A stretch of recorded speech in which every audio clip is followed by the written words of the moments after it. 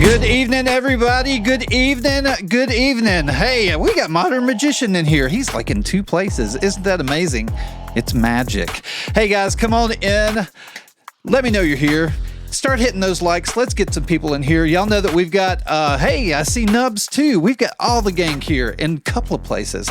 So we're going to have some fun tonight. We've got a really interesting round table tonight, and this round table is kind of an off-the-cuff deal because y'all know that, and Ray, there's Ray too, loving it. Y'all know this is off the cuff. I lost my my interview person, but now these guys from the community have decided to jump in.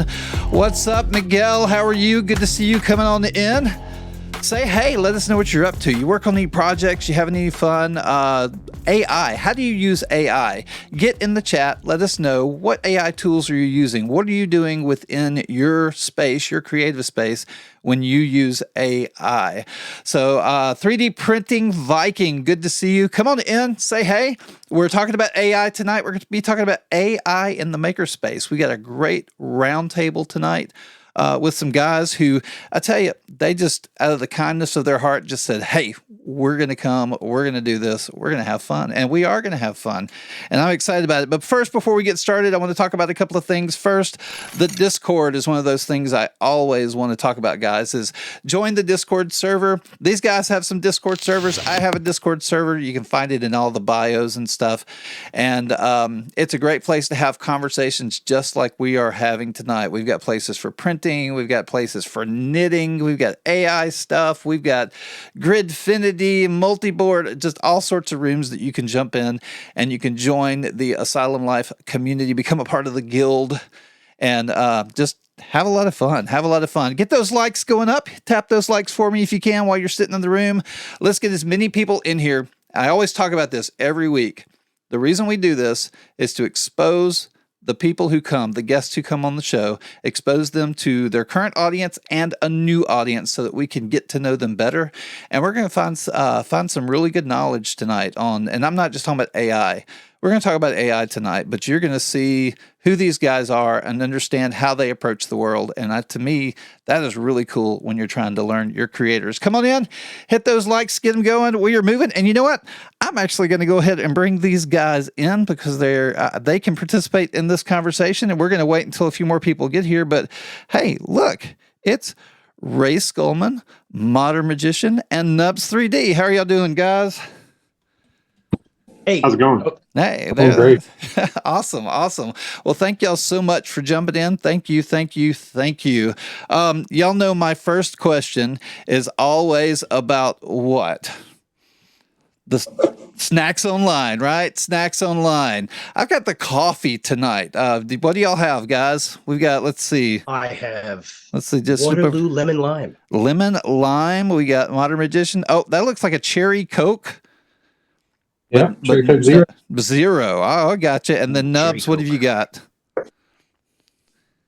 Canadian Dry. Canadian Dry. Very nice. Canadian Dry. Good choice. Good choices all around. Guys, what are y'all drinking? What are the guys hanging out in the room with us? Chat, tap, let me know. Talk. Guys, have y'all had good days? Y'all been doing anything fun?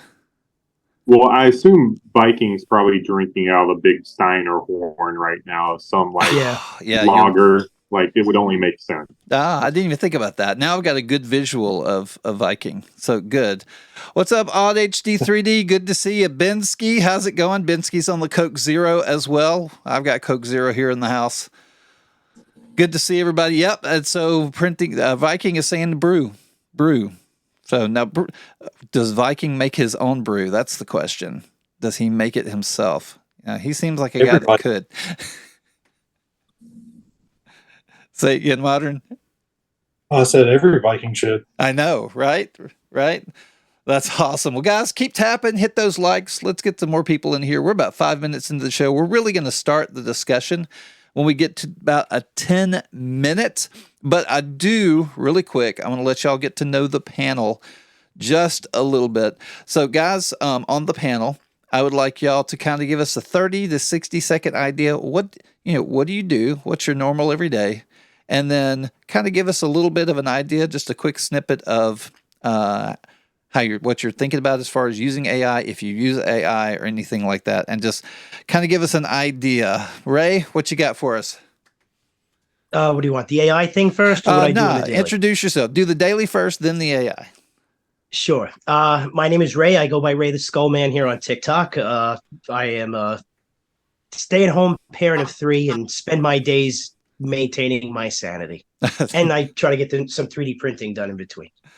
Awesome, Ray. What about the AI? As far as AI, I've really only used it I've seen a lot on here about AI, right? So I really wanted to dabble. I got into Midjourney. I've got a subscription with them.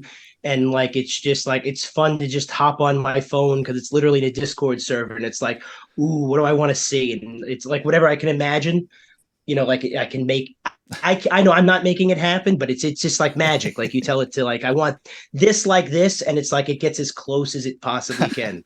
That's awesome. That's awesome. Sometimes it's the stuff of nightmares, and sometimes it's all right. Most of your stuff, you like the stuff of nightmares, though, right? That's kind of your thing. That's your thing. See my collection back here? Exactly. And speaking of magic, modern magician, can you introduce yourself and give us a little bit of your background on AI? Sure. Yeah. So I've been in the industry for a long time. I'm an industry vet, and my day-to-day job works with AI and a lot of cellular companies. My moniker, Modern Magician, comes from an Arthur C. Clarke quote that's any sufficiently advanced technology is indistinguishable from magic. And so I like to do that, whether it be through code or making things in real with 3D printing or CNCing or whatever. Awesome. I did not know that. I that's a really good quote. I love that quote. That gave me a whole new appreciation for your username there. And you got to recommend me a good Arthur C. Clarke book because I got to, Definitely. Awesome. And then we got Nubs 3D. Oh, he's got a book. Arthur C. Clarke book. Oh, there you go. Yeah. Awesome. Add to cart. Add to cart. All right, Nubs. So tell us a little bit about yourself and then kind of give us some of your background on AI. My name is Sean. I'm a former Marine. My background in AI is limited. We use it at work more for streamlining some of our processes that we're currently going through and trying to redesign a machine that we're actually working on. So we're using AI to help generate some of the components on that to figure stuff out. As far as AI into 3D modeling goes, I've used Luma for about 2 weeks now. It's now Genie. It's okay. It's not great. Meshy actually looks a little bit better, so I'm kind of curious to see where tonight goes. Okay, yeah, and we're definitely going to get into some of that. I really want to dig into these conversations because, guys, tonight, like I was saying, tonight is about AI in the makerspace. Now, I'm going to define that just a little bit for us because when you talk about the makerspace, that could be so, ambiguous and out there. But I want to kind of confine our discussion defining makerspace or makers as people who are creating something tangible. So whether it be 3D printers, designers, CNC guys, people who are trying to move their part to whether it's a character or whatever to be printed, created in a physical structure. Because we could go off on film, we could go off in a lot of different areas, but I really want to kind of confine ourselves within that area. So as we have that discussion, does the chat room agree with that? Are y'all okay with that? I'm going to kind of define that there. Hugh Ford, ChatGPT we're gonna do some of that. Yep. We're gonna talk about some of that. Nate, how are y'all doing? Guys, come on in, say hello. Let us know some of the AI tools that you're using. I know that so Asylum Life, most people call me Asylum. I love news. I like talking about things within the 3D maker space. I'm a product photographer. I just kind of do a lot of things. I was an audio engineer for 35 years. AI, I do a little bit of consulting right now with some different businesses and churches who are actually trying to incorporate AI into their systems. And so this is a topic that really interests me just because I think we're moving into a future, whatever it is, I think AI is important for us to at least discuss.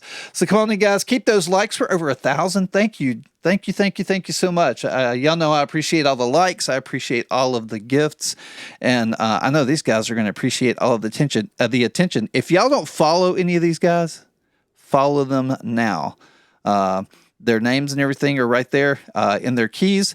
Y'all need to follow these guys. These guys do some really good videos. They do some really awesome work. Each of them are, in a field of their own. They each do something different, and that's what I like about this round table is we're going to get some different ideas on the way to approach this topic.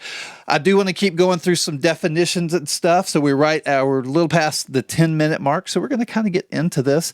If y'all have questions, we are all watching the chat room. We're all watching the chat, so post your questions in there. If you have thoughts or anything, post those in there. We're definitely looking for input. Y'all are my producers, and I think it's important that y'all input to the show too. And I'm excited to see what y'all come out with. Help out in the Discord and pump out models. There you go. So we got Odd HD 3D talking about it already. So let's do some definitions, guys. All right, so we're going to kind of go through. I wanted to set these definitions up front so we understand what we're talking about as we go through this conversation. And so the first thing, I was talking to Modern Magician a little bit and wanted to get a definition from him. So we've got 3 types of intelligence and learning we hear so much about nowadays. And it's artificial intelligence, machine learning, and deep learning. And I wanted to get Modern Magician's take on those 3 things. Oops. Wrong one. There you go.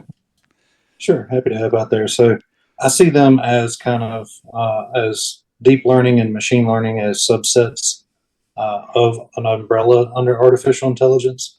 So deep learning is using neural networks to create pathways, whereas machine learning is like understanding systems or using statistic analysis to create models. And then artificial intelligence kind of encompasses all that. And it's, trying to simulate human intelligence to some point. Okay. Awesome. Hey, Ray or Nubs, y'all got anything y'all want to add to that? No, I just really like the way Modern Magician broke that down because I've always, we all hear AI and we've definitely heard, what was the first thing you said? Neural network. Deep learning. Yes. Yeah. The exact deep learning, and then machine learning, and a lot of those people just think those are interchangeable things. It's like the same thing; they go hand in hand. But like you said, it's part of a larger umbrella, and then altogether almost becomes pieces of like the brain that would be artificial intelligence. Right. If I understood you correctly. Exactly. Yeah. Nubs, you got anything? And it sounds good. Okay, awesome. And so, go ahead. I mean, with machine learning, you're limited by, what the machine is programmed for. Where deep learning sounds more like the machine is actually learning. Mm-hmm. Yeah, because I think it's more with what the deep learning is, where we've all, I think, heard those those stories out of like the creepier sides of Reddit, where like I think there was one where a guy said that the Google AI he had reported became self-aware and spoke to him almost with like a childlike voice, like, "Where am I?" Like, go ahead. Deep learning is neural nets or neurons, which actually mimics the way our brain works. So if you think of that kind of modeling, they really are trying to model our brain in a computer simulation. Whereas machine learning is just taking statistics and things like that and putting it together to build a model for a system. Right.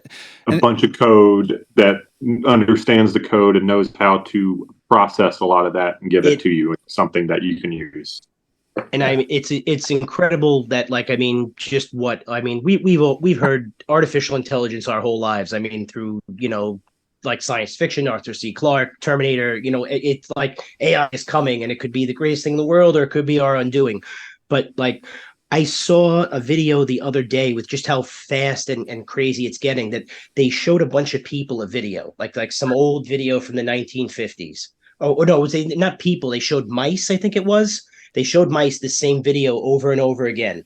And then they hooked the mouse's brain up to a computer while they did that. The AI was able to actually analyze the brain patterns and recreate that scene almost like like indistinguishable from the film, from what the mouse saw.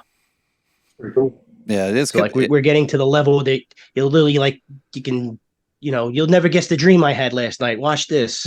Yeah, exactly. Oh, Exactly. Well, that's kind of, I forget the movie where everybody had the stuff in their head that it recorded everything that they did, and they can always go back and play it through the day. I can't. There's a movie like that. I mean, Yeah. there was a movie like, was that the movie with Robin Williams? Yeah, that's what I was thinking. Yeah. That was one of them. Yeah, he's like a funeral home director, and that's like the near future where it's his job. He like edits your life for like the video eulogy. Yep.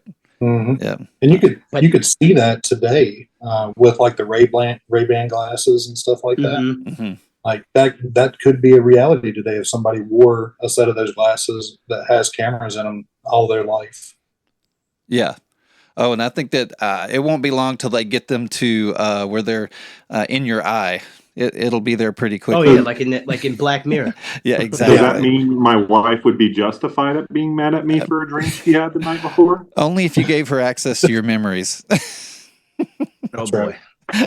But all right. So with that in mind, we've talked about so those kind of the intelligence areas. We also hear a lot about like artificial narrow AI, right? Then we hear general AI, and then we hear about like super AI. And those are the things that when we get into general AI and super AI that scare us. Right now, it's my understanding that we are only in the artificial narrow AI section, that general AI and super AI do not exist. Am I correct? Yeah, the Okay. general AI and super AI are down the path. Narrow AI is where we're at now, with a slight twinge if you think about mixture of experts as a general AI. Okay. Awesome. Hey guys, we are sitting here and we're talking about AI and its place within the maker space. Good to see y'all here. Sparks, we got Sparks showing up in the room. Thank you so much. Thank you for the likes. We're at 3,000 already. I'm excited. Always appreciate the gifts and the likes. Hey, if you have a chance, hit that heart me button up at the top. That's one of the things that helps us out here. And something y'all may not know while y'all are watching us, I'm pulling up TikTok right now. I have been lax in pulling this up and kind of watching and seeing what it looks like. But if you tap at the bottom, you can actually turn your phone sideways and see us sideways. We are in a horizontal format today. So you get a little bit bigger picture of us and everything. So let me jump in here and I'll show y'all. Well, it's saying I'm not live, so we're going to skip that part. All right, I'm going to keep going on with the definitions and everything. I think we're having a good talk here. We've got OddHD 3D talking about cognitive levels and everything, so there's going to be some good input there. We talked about, we've gone through the different types of AI as far as artificial, machine learning, and deep learning, but I do want to step into some of the things that we hear more about today. So when we get down to things like reactive machine AI, limited memory AI, theory of mind AI, and self-aware AI. Any of y'all guys have any experience with those? I think reactive machine AI is probably mostly what we're looking at right now, right? Yes. Okay. And so limited memory AI would probably be the next one where, unlike reactive AI, it actually forms a recall, whereas limited doesn't form a recall, but reactive forms a recall. Am I correct in saying that? Y'all could. I think that Google is in that phase with theirs. Okay. Gemini is pretty close to that. Okay. Yeah, the version, I think it's either Gemini Pro or version 2, they can have 1 million tokens as a context window. When you get up to those kind of numbers, that's memory. Okay. And we're not talking about like ChatGPT recently added to where you could put information in your settings so that the AI remembers it every time you come in. That's not what we're talking about. We're actually talking about the AI itself having its own memory. It knows what's going on. It has an understanding of the history of what it has been through. And that's what we're talking about there. Then the other two, the theory of mind and the self-aware AI, we really don't have those yet. Those are fictional at this point, just like the super AI and the AGI, right? Yeah, unless you read the Reddit thread on OpenAI, and people does. Right, right. Hey, thank you for the gifts, guys. Thank you, 3D Printing King. Thank you so much. Really appreciate that. I live up near the DC area, and I have a lot of contractor friends who can't tell me what they do.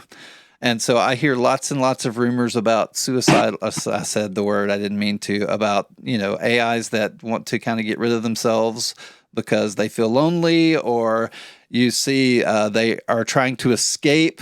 I believe that there's been a robot in Japan that has escaped its facility like 9 times. And so we're getting to some really, really interesting places. So I'm going to stop right here, and I'm going to ask y'all a question, and then we're going to talk about the same question at the end. Will AI be the end of the world? Yes. Okay. All right. You can't just That's say an yes. easy one. It's well, I mean, in the world as we know it now, like AI is going to change how every day-to-day life is going to go by. And 50 years from now, from what we had 50 years before us, where we're at now compared to where we're going, we can't even comprehend the technology advances we're going to have. We're going to have machines that are capable of actually having unlimited power with fusion coming along. That's going to actually happen in the next few generations. So that's on our doorstep. When we have power consumption and no worry about that, now you have machines that can actually truly learn. Right. So you're talking more about, You're talking the more infrastructure, because Right. it costs a lot of money to power these machines long term. And you're saying end of our way of life, not necessarily the world, just the end of our way of life is basically what you're saying. Right. Okay. Because you got to think a lot of the jobs that we have nowadays are going to go away. AI is going to be able to code a lot of its stuff for itself too. That's sad, but it will. I gotcha. How about and you? do it faster than what some of us can do. Yeah. Oh, totally agree. Totally agree. How about you, Modern Magician? Yeah, I would I would agree with the sentiment that it will end our way of life, because just like when we could forge iron, just like when we had cars and locomotives, it was a new way of thinking, and jobs go away, jobs come. I do think that we're at the end of an era where the next era will involve AI, and everybody will hopefully use it peacefully. Right. I see a point in our future where none of us actually drive. Okay. Oh, yeah. I would agree with that. I am surprised that we are still able to drive, given the safety between them. Right. Yeah. Right. Yeah. But yeah, I do see a future where none of us are actually driving. Now we do get driven everywhere, but AI is doing the driving for us. I gotcha. Now I kind of come from a little bit different point in, I've seen the different areas of technology advance. We look at the printing press, and now we're on computers. We look at photography, and now everybody has a camera in their pocket. But I look at it not as if we're going to lose our jobs. I look at it as like, I know I can look at a picture from a telephone, and I can tell if a true photographer is using it versus just an everyday person who doesn't understand photography. And to me, AI becomes the tool that we use. And if we understand the processes we're going through, us and AI together can do some amazing things versus AI just taking things 100% over. I think a NASCAR driver is going to learn how to hack AI so that their car can do certain things. That's basically what I'm saying. Does that make sense? What do y'all think about that? I like that. One of the analogies that I like to use is black powder. So when the Chinese or whoever figured out black powder, before that they were hurling rocks at people, and they were throwing oil covered flame things. But as soon as black powder come out and they figured they could use it for propulsion, you got fireworks and you got guns. So right. I think AI is on that level of change where you can you can create with it, or you can refuse to use it and kind of weaponize it. Okay. Nope. And that's the scary part of AI is you are going to have people that want to weaponize AI. Yeah. Because And we if you can weaponize something, people will weaponize it. right.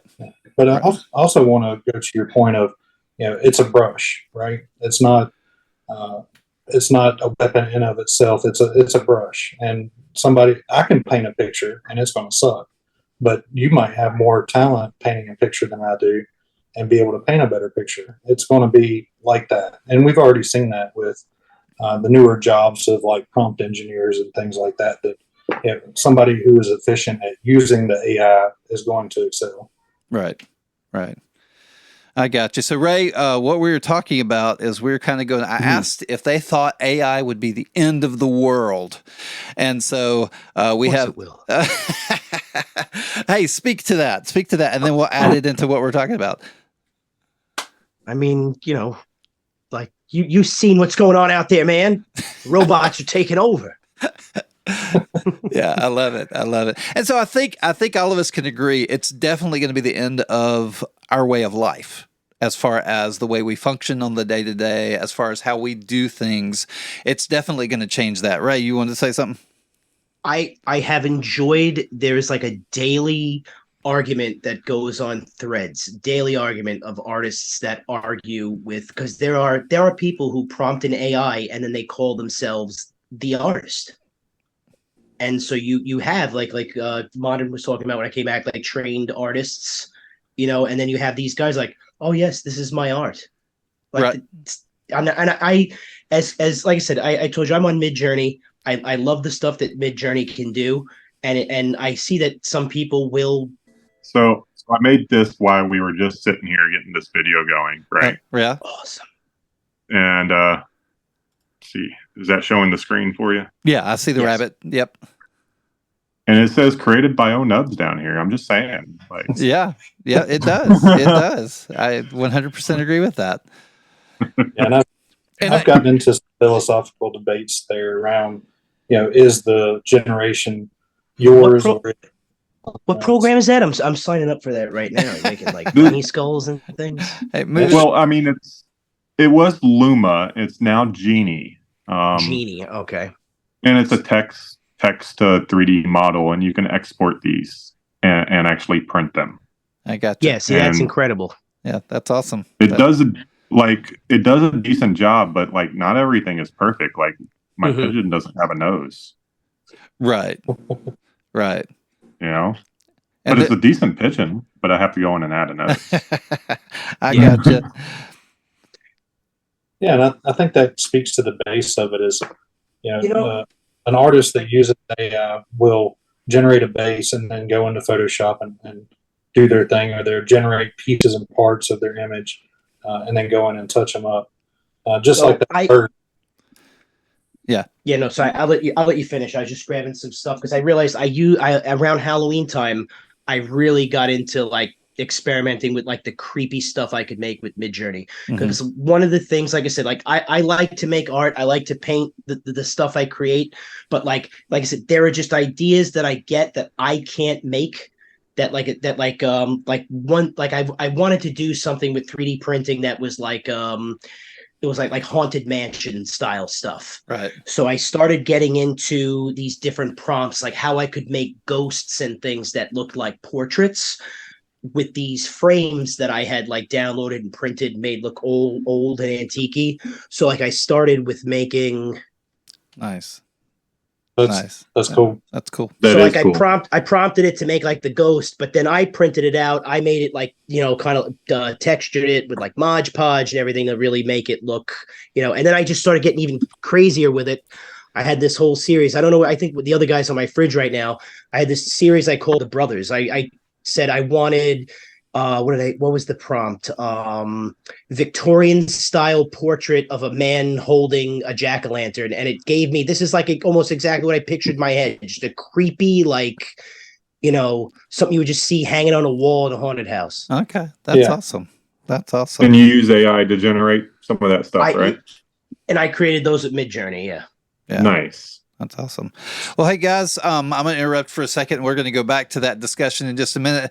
Hey, good to see everybody here. Thank y'all for the likes. Hey, keep those going for us. We are here. We are talking about AI within the makerspace, and we have defined the makerspace as a person who is trying to create something physical. And so we're not going off into all the video and some other things. We may tap on those a little bit. We've got an interesting website over here, Nups. Nups, what's that website you're showing right now? Got some questions on that. This is Luma's Lab, or Genie. Okay. It is fairly new. They've been doing some creative things. You can take a model and you can go, like, it does a basic little text to 3D model. Okay. And it does take a while to generate this. This is not happening on my computer. This is happening on their servers. So, okay, like, some of these models will take 5 minutes to generate. Like right now I have this octopus bunny trying to generate, like, and you don't have to take them, and it does store all your creations. So you can come back and, like, see things that you've added, like, you know, here's a little cactus. Okay. That's awesome.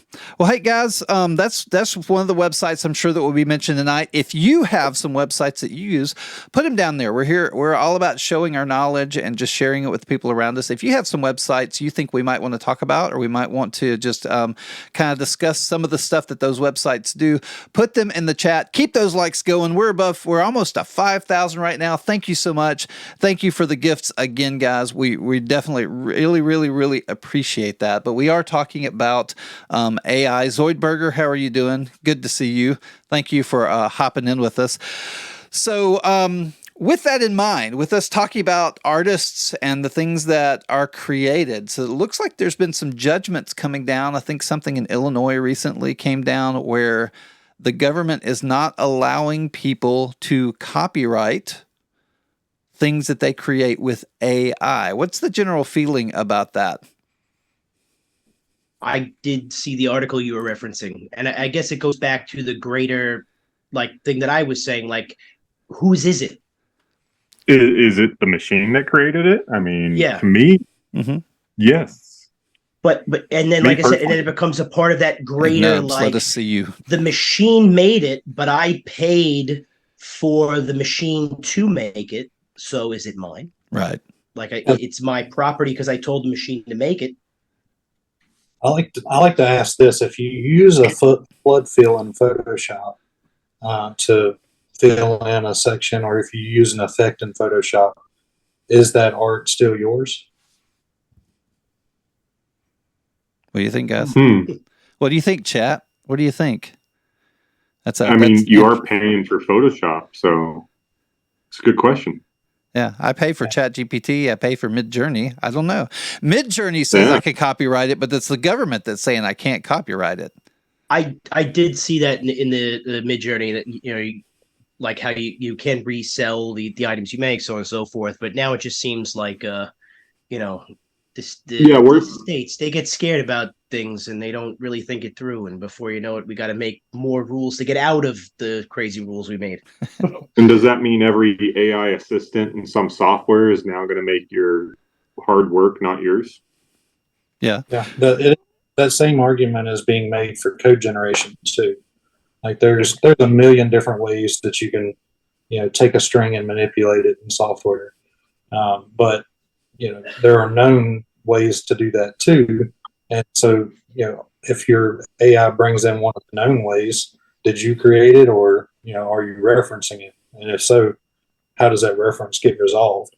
I see that the same way in art. If your generation was directly, you know, sourcing like keywords that pull in specific styles, specific art, then yeah, it's, you know, you're referencing that material. Right. But are you changing it fundamentally enough in a way that it passes copyright as like your own? All this stuff to me sounds like we're about to break the simulation. We're like, who is the creator? Is it me, the machine? You know, like who? Right. And then that's it. It's just a blue screen for reality. Right. Well, and so I get you. my question on all of that, and here's what I've always thought was interesting. Like, if I want to specialize in something, if I want to become, if I like to think through the guild structure and I start off as a novice and I work my way up to journeyman and work my way up to master, I'm always learning under someone. I'm learning under multiple people. I'm looking at things. And when I initially start, my job is to duplicate what I see. And then as I learn and I get better, my job is to differentiate from what I see. Then I create my own style. So how does that work with AI? Because we know that AI is learning. AI is looking at things and learning to create similar things and then slowly differentiate it over time. We look at the diffusion models where they break down the pixels and look at a photo, but then they come back and they create something similar but different. How does that fit into the learning process like a normal person would learn? So I like to explain those things through analogies. And if you take the original version of Stable Diffusion, which is what a lot of the AI image generation is built off of today, it's basically if you had bags of colored rice, red, green, blue, and or you had bags of styles of rice, and you, based on the prompt that you give, they pour in a mixture of those colors and styles, and then they turn on some shaker table until the rice settles into an image. And that literally is how they work. They go from static, just basic static pixels, and they start rearranging them until an image emerges. And they have a couple other checkers on that to say, is the image good enough yet? Like, does it match what the person said? And that's where the trick comes in, is when they are training, does this match what the person said? They may have used copyrighted material in order to train, hey, this looks like this particular style, like an Andy Warhol picture. Right. But I use copyrighted material, books that I've read. If I want to write a story, I pull ideas from other places. How is that different? You're supposed to give them credit, obviously. Okay. Supposed to, but do you? Like if I credited all of the school books or all of the Bibles that I read worth of PHP programming, or how to do C++, if I credited those every time that I wrote a new piece of code, my lines would be like 1.5 million long. I think at this point it's just understood that, like, I got this idea from this base idea. Right. I mean, like, realistically, do they expect every piece of code out there to go back to its original creator? Yeah. The same way, like, do you expect everything that is designed out there that's modified to a certain extent? Is that really your design anymore? Right. It's not. I mean, it's technically whoever spent the next 10 hours modifying it to do what they needed to do. And I think that brings up the next interesting question is, if I work with an AI, how much do I need to modify before it becomes mine? And that's an interesting one, because you take a character like Disney or a Star Wars character, and I say Disney because Disney's going to be the first one that comes after you. With the vengeance. Yeah. Yeah, you don't know. Yeah. But anyway, if you render one of those characters, then it's up to the court to say, is this close enough? And really it becomes, is that something that you want to take on? Can you actually argue that, hey, I rendered something new and unique, I didn't put in, make me a Mickey Mouse picture? Right. Any other thoughts on that? As far as the making it your own thing, like I said, I've been playing around with apps like Nomad Sculpt lately, and sometimes for me it's hard to you're looking at the bowl and you're trying to like visualize what you want the bowl to look like.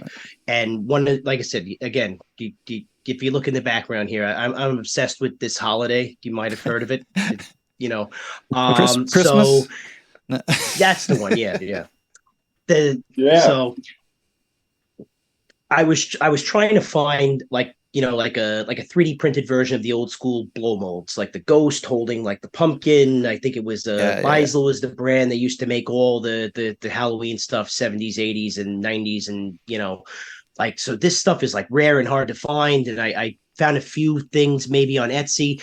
Couldn't find anybody that had like done any like 3D scanning of it yet, so that I could print it. And so I said, all right, let me see what I can do in Midjourney, right? And I asked Midjourney to make me like it doesn't do 3D models, but said like a CGI rendering of a blow mold style ghost holding a pumpkin, and it got pretty damn close to like what I had envisioned, and then kind of laid that on the background in Nomad, and then sculpted what I wanted like against that. Yeah. Photograph is like kind of like the base. So that's a new way I've started to kind of look at AI as like, all right, it makes amazing stuff, but let me use this as a jumping off point. Like, let me not just peel that off and go put that on and with my work and say, okay, that's everything, Right. No, that makes sense. Yeah, and I agree with you. I don't think that people should take especially artistic, you shouldn't take the generation right out of AI and just say, oh, I made this, when actually it was generated. But if you've changed it, you take it into Photoshop, if you take it into a tool of your choice, if you take it in Nomad Sculpt and you make it your own, you put your own process behind it, then it's yours. Okay. Exactly. I mean, what if I just export it as a STL from Luma and just print it? Yeah. I think that's still generated. Yeah, I'm going to do that tonight because you told me about this thing. Like, I've already signed up. I'm staring at the screen as we speak, Yeah. That's why you disappeared. If you need that bunny skull, let me know. Yeah. That's why you disappeared. I need that bunny skull. Yeah. So what for my collection? One thing that most people don't know, my logo, so the logo you see right there, my logo was AI generated. Now, I went in, I had a steampunk cyberpunk vibe that I was looking for. I generated an image of a chicken close to what I wanted. Yep, there you go. And then basically what I did is I pulled it out. I sat in Illustrator. I relined it. I changed some things. I colored it the way I wanted it colored. I went through all that process. So the question is, effectively, I probably changed 60% of what AI gave me. Would that be mine? Yeah, I think so. But that's just my opinion. And are you for hire? I mean, it looks good. Thank you. I actually am, by the way.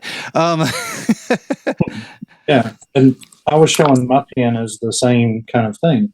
Like, that doesn't look AI generated. And the reason it doesn't is because I took the generation that AI did, I simplified it, I took it into Adobe Illustrator and modified and deleted things, re-added my own. So I consider that mine. I gotcha.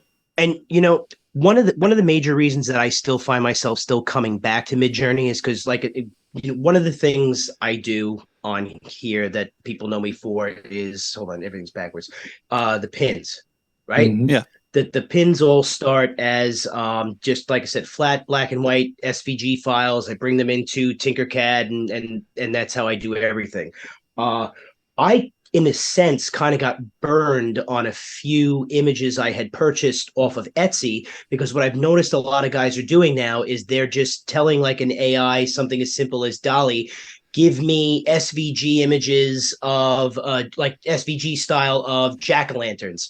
And it hooked me in with this one jack-o'-lantern that I was making, because I was like, oh, that's the one I need. That's going to be my one for Halloween. And it was like, comes with 100 other, variations. And I'm looking, each one is just getting like progressively worse until it just didn't look like a pumpkin. And that's something I've been noticing is going on too, is they will just mass produce the AI stuff, not even look at it, and then post it on Etsy, or even Amazon got caught with a bunch of people were just posting straight up. Everything was written by the AI, the description of the product, everything. And it ended up, the AI put the same description for every single product that it had posted on Amazon that day. Oh, wow. Mm-hmm. They got caught, huh? Yep. That's crazy. It's those bad actors that give it a real bad name, but the tools there, people are going to use it that way. Yeah. Like I said, back in the black powder, you're going to get fireworks and you're going to get guns. Right. Right. Well, I know that. I mean, Go ahead. Go ahead.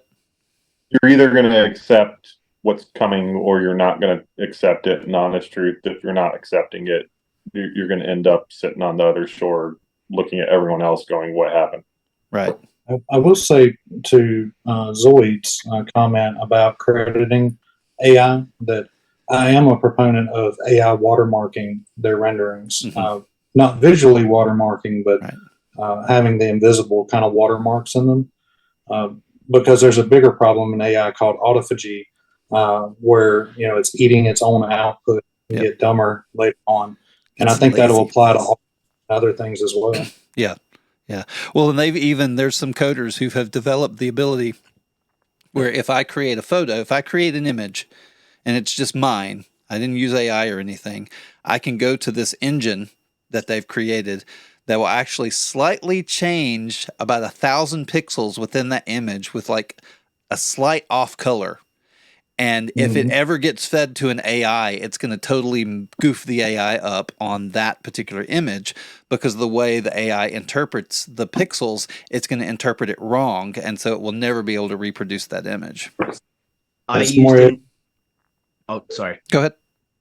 I was just gonna, I used an AI the other day, something I saw in here. I said, I have to try it. It said it would, you send it an image of your face and it would scour the internet and find every image of your face that's ever been posted of you. It found a picture of me from a news article from 10 years ago when I did the polar bear swim at Wow. Coney Island. Wow. Like, and I didn't even remember like taking that like picture, and I was just like, holy shit. And it was like, hey, here's everything else you're into, but you got to pay us for that. And I was just like, no, I've had enough for today. I need to go delete a lot of photos offline. Yeah. Yeah. Like part of that just made me realize it's good that I was around before like social media really took hold. Yeah. Yeah. That is one of the things that I am really teaching the kids is like, hey, I did a lot of stupid stuff when I was younger, and I know you will too. Yeah. But the stuff that you do is going to be permanent Forever. Yeah. So the at least until the digital dark age. the digital dark age. Solar flare. Yeah. So now the film industry, and this is something. There's a big famous story about George Lucas and Star Wars, and so the film industry has made a decision on this. So George Lucas came out with the remastered works of Star Wars. Y'all remember when he did that? Mm-hmm. And which one? Which time? Well, when he was remastering the 1, 2, and 3, when he remastered them and added the animals and did all the other stuff, and then that's where you have the two copies where Luke, in one copy, Luke says, or Darth Vader says, "Luke, I am your father." And in the other copy, he says something else. Well, the theory and the idea behind this rumor is that George Lucas made all those changes because he was getting a divorce at that time. And the law said that he had to change it 26% so that she no longer had, after the divorce, no longer would have any holdings on that or be able to gain any funds from that. So there are some judgments out there that allow for this as the percentage of change. In music, you can only use like 6% of a song in your own song. In different places, they just have ways like there's satire and different places that you can use somebody else's work, or you can show a news show, and there's only certain amounts of time from a video or things. So those decisions are out there, just not about AI. Guys, thank y'all for being here. I'll say again, what were you saying, Modern? I didn't mean to cut you off. Oh, you're good. I was saying typical, not a lawyer speak, Oh. but I know at one time it was 9% for artwork. I don't know what it is today. Okay. All right, guys. Thank y'all for coming in. Keep those likes going. Hey, we're getting close. Let's get up to 10,000. Let's get up to 10,000. Nate, I see you there. Thank you for coming in. Hey, Mario, thank you for coming in. Good to see you. I know some, and this is just kind of a story. I have a friend who works for a marketing company. They're actually developing their advertisements in AI, and then they pull it out of AI and they tweak it and they do all sorts of little things to it. And I think a lot of people are glad they doing tweak that. it. Yeah, I've been seeing a lot of videos on TikTok, like with people sitting in this girl was sitting in a pizzeria. She goes like people using AI is real. Like it was a pizza man, like image of a pizza man up on the wall, and he looked great until she went to the side profile and the eye like up here. But like the owner let them put that as a mural on the whole wall of the pizzeria. Yeah. Yeah. There was a time where people said, let's talk about the copyright debate whenever the generation stopped having like 10 fingers. That's funny. How about that whole Wonka experience? The whole thing, the AI scripts, the thing in the paper was AI, and people didn't even realize it. That it was like they were reading words like in a dream. Nothing made sense in the thing. Yeah. But Dad just went, "Hey, Willy Wonka's in town. Let's get in a car," like that, you know. Yeah. Yeah. Hey, guys, if y'all have questions in the chat, put those questions down there. If you have some thoughts or things you want us to talk about, let us know. I think Nubs was about to say something. I jumped on top of him. What were you saying, Nubs? No, I'm good now. Okay. Sorry about ADHD. that. I know, right? Just trying to get everybody. Very hard not to, like, you know, go with the anecdotal stories and you know, it's not about me tonight. Right. Yeah, I've got fidgets over here to try to keep my mind occupied on y'all. I gotcha. We got Nubs printing something out. He's printing his rabbit skull right now that he generated using AI. Hey, Crafty, I'm not going to print that, Ray. Oh, yeah. Crafty, I'm with you. He says McDonald's in Michigan, the order taking speaker is legit AI for taking orders. So this is just showing how dangerous AI is. Right. I mean, while we were sitting here, Ray had an idea about a rabbit with a skull. Yeah. Cross. I create something through AI and can literally send it to my printer and print it. And it was not my idea. And, you know, I would feel wrong for doing something like that. But it does show, like, how dangerous AI could be as far as taking other people's ideas or creative space and utilizing it for something that would hurt someone else. Yeah. Well, and quickly. Yeah, I think that really leads to the pace of change that's coming. And to the thing that you always say, Asylum, that somebody that, you know, is using AI is going to take your job. I mean, just imagine having somebody coming into your workspace that can work at that speed rather than the speed before that. Right. Definitely agree with that. Any questions, guys, in the chat room? I'll keep moving on if y'all don't have any questions or thoughts. Keep tapping. We're almost to 8,000. Thank you so much. That's awesome. Nate, thank you for the bear. I really appreciate the gifts and all, guys. You know, I always talk about value for value. Y'all need to let me know. Let me know if roundtables like this are something that you enjoy. Matt, why don't we do a quick poll? Happy face if you like roundtables, sad face if you don't like roundtables. I want to hit some more topics like this. I think there's a lot of things within the maker space that we can talk about. There's a lot of things in the community that we can talk about. We got a 1 for yes. Keep voting, guys. Get all those votes in real quick. But I want to add value to the things that you're doing. These guys today are adding value for you. They're letting you learn from their knowledge, the things that they're going through. And you can also kind of commiserate with them. I think we all kind of go through some of these same processes, some of the same things. We all use AI at different levels and stuff, but we can all learn from each other as far as things go. Looks like we've got some votes going on here. So I think people like the round tables. Apologies. That's a good thing. What? You okay over there, Ray? We all play to our strengths in the Skullman house, and mine is waste management and disposal. I have 3 kids. Take that as you will. Okay. You know. All right, we will take that as we will, and I may mute Ray for a little bit so he doesn't go on about it. But no. All right, so we've talked a lot about just kind of the idea of where does AI stop and where does our creative process begin. And I think we could probably all speak to the possibility, you know, as people, I know when I get a block and I want to be creative, and I just can't think.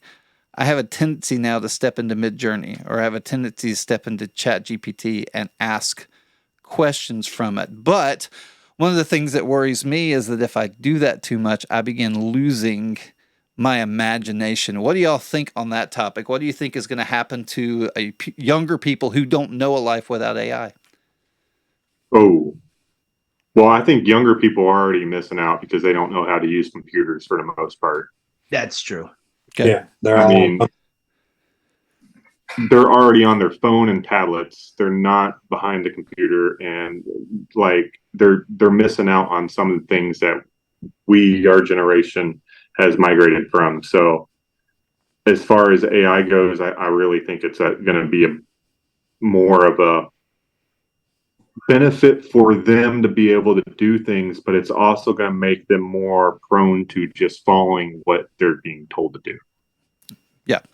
Yeah, I got you on that one. I think everybody's shaking their head on that one. Yeah, I agree. The only thing that I'll add to that is, there are languages now that have been lost in like the programming world, like COBOL or assembly, that there's only a handful of people left that can actually write those languages or maintain that code, maintain those machines. So I think as we keep building up our building blocks, like all of the newer languages are higher level. And so it's incredible the way you speak about it, like almost like a dying civilization, like a culture dying out. Like if we, and you don't think about it in those terms, but that's what it really is. Like it's like you said, it's a language. It's a lost. Yeah, it's incredible. Yeah, like we rely on our keyboard and mouse to operate a computer. They already use Siri for a ton of things that we would never imagine to use Siri for. And so this next set of language or AI is going to change the way that they interact with their computers. Yeah.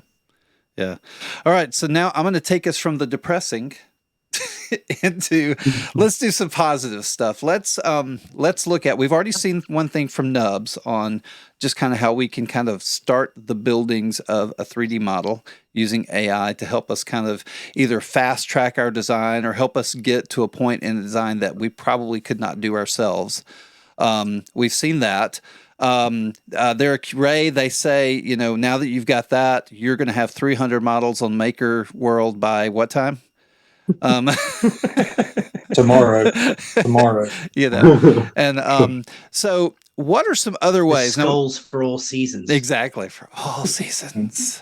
What are, we look at things like the large language models. We look at stuff like the diffusion that we're talking about. And, we've got foundation models and multimodal models and all of these things. What are some positives that can come out of this? When we're looking at it and we're trying to imagine a way we can use this in the maker space specifically, what are some things you're doing? What are some things that you're imagining potentially for the future? Imagining for the future. Well, I can tell you, I've been, I've used AI, like I said, around Halloween, I used it with a bunch of the projects I was working on, and I used it in Dastardly Deeds. I don't know why I forgot the name. Like that was was my favorite thing in the world to do. That's the ADHD. But yeah, no, like I used some of it there. I created avatars for all the guys to use for Halloween, and a couple of the backdrops that we used for comedic purposes were partly created with AI and Canva, and it was like I said, a lot of fun to build off of that, because what I was doing just as like my own little kind of like way to add to the show is whatever art made the show about. Like the next morning, I would prompt the AI to create these like almost like epic fantasy posters. Like I think like one episode we were going up against Dragon's Den. So of course the next day it was like the best prompt I could get of like literally evil art and a top hat like fighting a dragon. Like it was just awesome stuff like that. Awesome. Okay. Yeah. And then for my kids, I do fun things like, hey, what if our English bulldog was a Pokemon? And I typed in what if an English bulldog was a Pokemon and I want to see it evolve, and it was the coolest thing in the world. That's awesome. That is cool. Yeah, I agree with that. There's a lot of stuff like things that I wouldn't have normally done. I will do with AI. It's opened up like things that would have been super tedious for me to go and sit down and actually draw or do or think of. I can now go and ask AI. And you had even mentioned something similar to that earlier when you said, now I go to ChatGPT to ask a question instead of doing a Google search. I go to Midjourney to actually visualize what I'm thinking rather than trying to sit down in Photoshop and draw it out or on a piece of paper and draw it out. Yeah, because that could be like my biggest frustration with a lot of things, like especially with the ADHD. The imagination's there. I can run wild, but like my hands, like can't keep up. Like I can draw, but I can't draw the way like I want to draw. And that's where like Midjourney for me like gives me that. I want an epic fantasy picture, and it gives you that, there's one guy I follow on here. That's all he does. He creates like little, like kind of like a cartoon, like almost like a comic strip of fantasy, and it looks like pulp 70s fantasy art. It's I can't type out the words fast enough, Ray, to get models to generate. Like all the ideas that go through my head, like I may get one or two every few seconds, but my goodness. You're waiting on Neuralink. yeah. Put that up there. Yeah. Well, I will say something towards that Ray is probably in his wheelhouse is that pumpkin that I made. I made it 6 years ago with the technology that we had 6 years ago, and it sucked. The kids loved it, but it sucked. It broke the experience where it had like beeps in there and there was time in between when it could generate the voice. The voice sounded like crap. It sucked. But then I built the pumpkin this year with modern AI and modern stuff.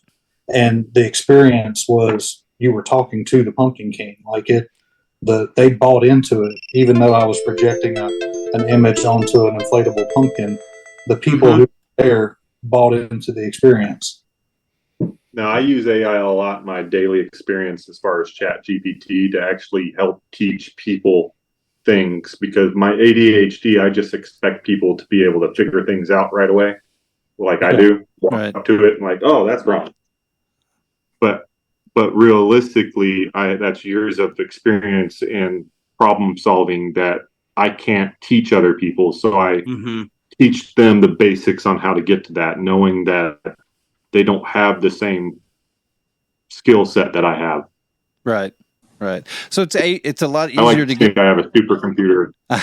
It's a lot easier to get people up to speed to where they can be functional. There's a common thread in here. Yep. Go ahead. Right. There's a common thread in here that like the one spot that AI cannot seem to fix is us, the ADHD people. You think that like you're using AI. I understand it like in work, but AI, like I can't tell ChatGPT, hey, can you remind me every day at like 9 a.m. to take my meds? Can you remind me the kids got a thing today? Like I can't.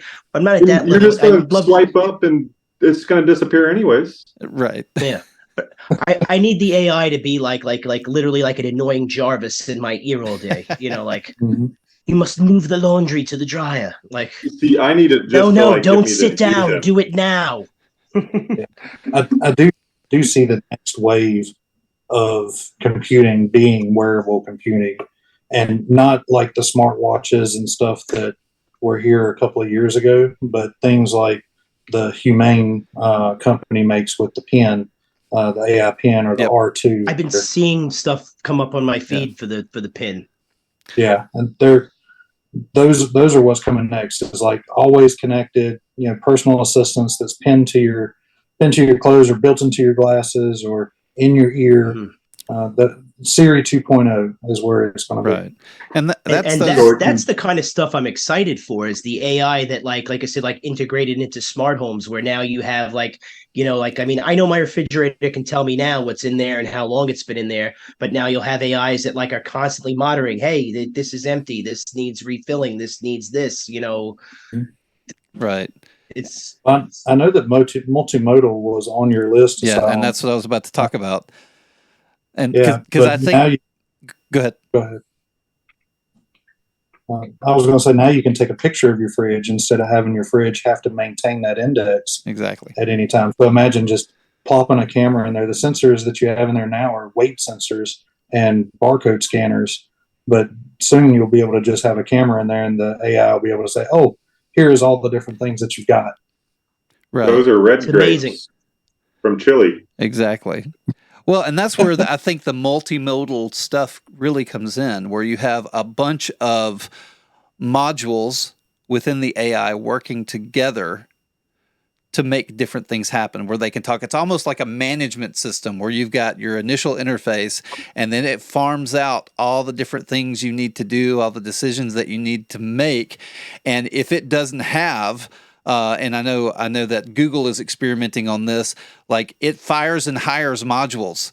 If a module will not do it, it wants it to do, it'll get rid of it, create a new module to do that task, and then so you end up with an ultimate decision as far as whether it be project management, whether it be what you need to purchase from the grocery store, all those types of things. So I think that's where we're coming, and I think on the positives of this.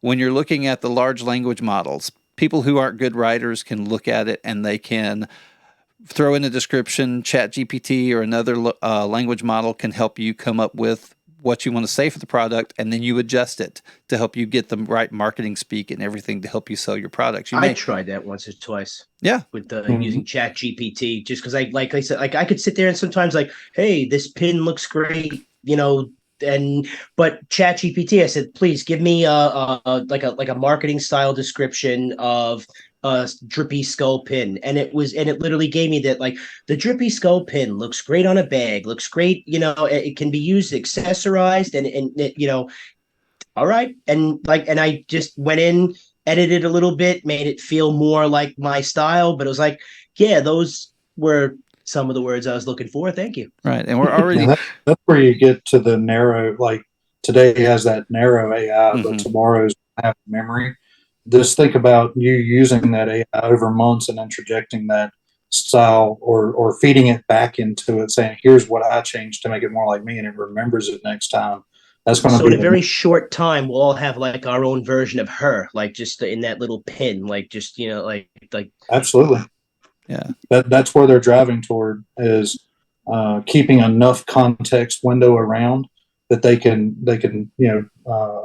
keep around that memory of things that you've done. Right. And it's a tough problem to solve, but they're actually starting to get there with enhanced context windows and being able to vectorize like previous conversations. Yeah. Well, it's like the Black Mirror episode where they create the personal assistant from the lady's consciousness. I knew you were going to talk about that one. That is sick. That one is crazy, where they put the little thing on her head and it monitors her for a day, and then they put it in a machine, and that machine thinks it's her, and then has to learn how. That was pretty crazy. He has to break her consciousness, break her first and make her understand, no, you're not real, and you're going to do this now. Yeah. Was... Yeah, that's ridiculous. So it's crazy. Well, guys, we're about 7 minutes after. Y'all want to keep going for a couple of more minutes, or do y'all have any other thoughts y'all want to add to this as we go? Anything, guys? Use Google Bard for my Etsy listings. Yeah. I'm signed up for Bard. I haven't used it yet. So Bard is dumb. Yeah, Bard is dumb and lazy. Okay. Speaking of lazy, I saw a video today. Somebody said these guys were asking ChatGPT to do something, and ChatGPT didn't want to do it. So the guy went back into the prompt and said, "Bro." Yep. And ChatGPT did it. It was actually a woman who discovered that, and the problem is when you start feeding these LLMs back their information. I've played with writing some books and doing some stuff, and I got a first draft from ChatGPT. I fed the first draft, we expanded it, and then I fed the second draft, and so I fed it 5 times. I was just trying to see what ChatGPT would do. By the 5th time, it had no clue what was in the book. It didn't care. It was writing something else fanatical or whatever, and it was just done. It was done looking at the book. So maybe the AI has ADHD. Just I'm done with this. I'm writing my own book.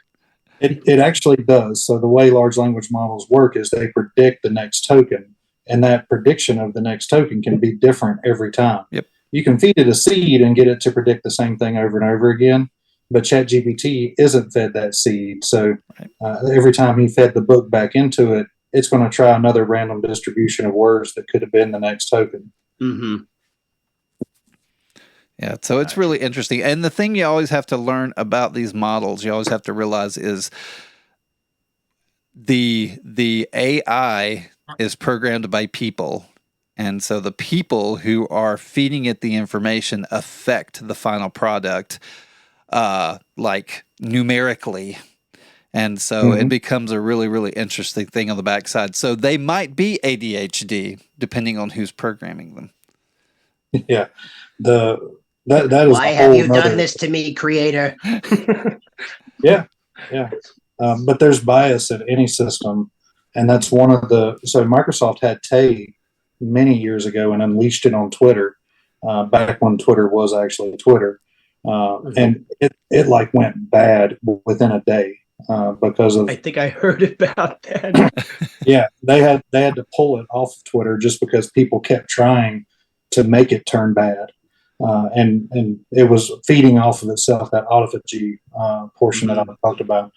But ChatGPT has a different approach where they have the human in the loop. They do all of the training off the whole internet.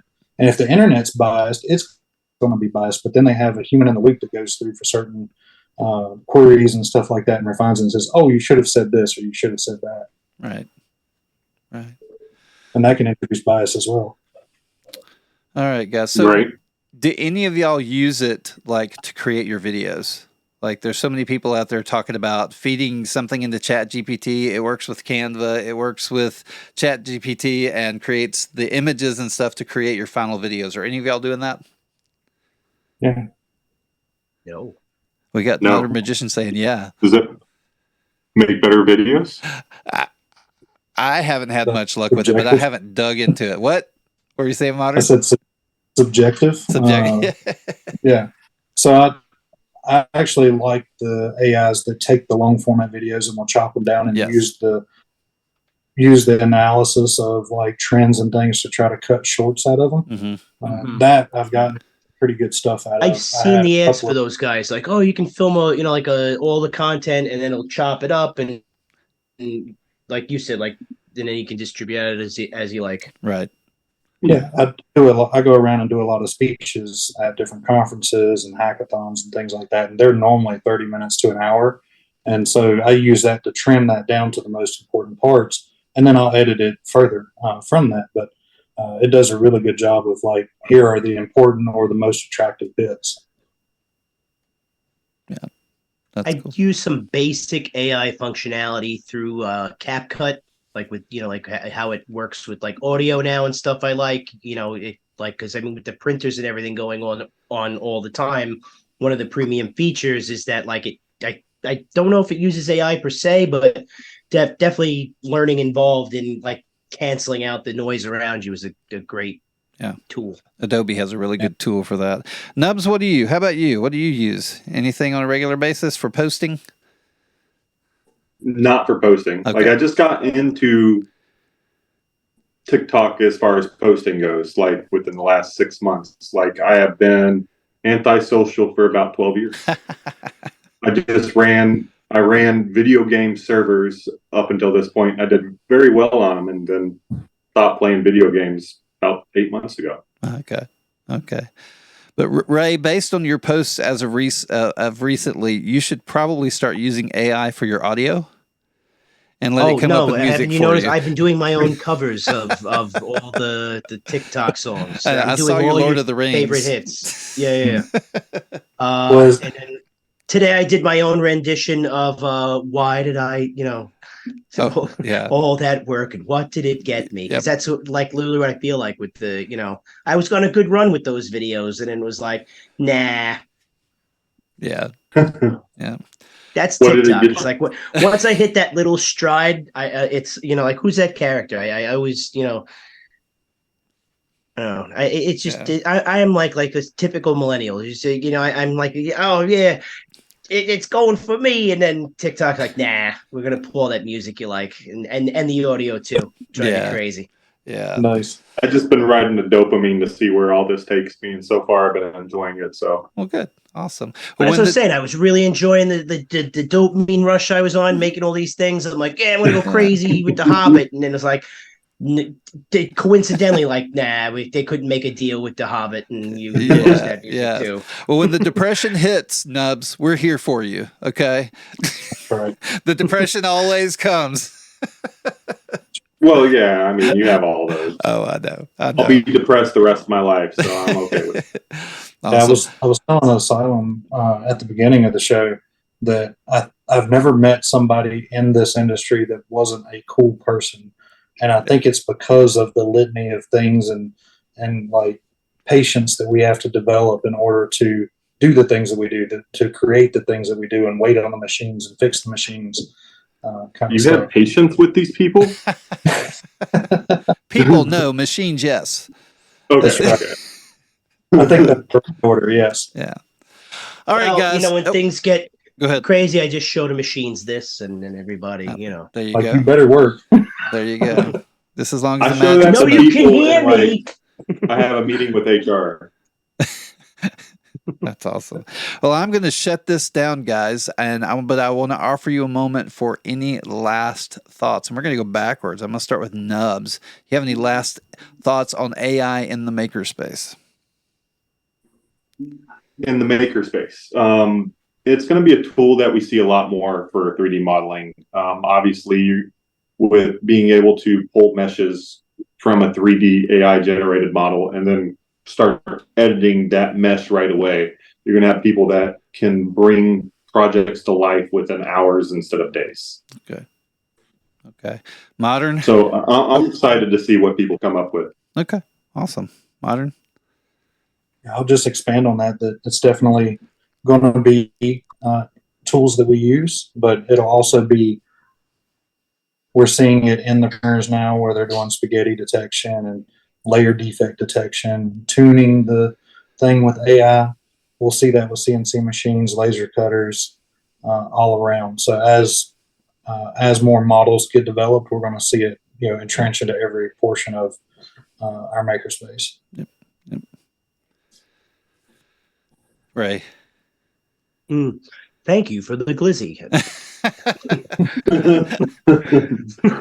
Any last thoughts? I like, and again, like expanding what Modern was saying, just, I mean, probably see less downtime in manufacturing spaces, things like that come in the future, because, you'll have the engineer, the AI can diagnose a problem a lot faster than they can, right? Yeah.